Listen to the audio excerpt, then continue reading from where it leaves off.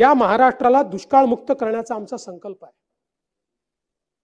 गेले 25, 30, 40 वर्ष आपण चर्चा करत होतो नदीजोड प्रकल्पाची। नदीजोड प्रकल्प आपल्या दुष्काळमुक्तीवर हा एक उपाय आहे।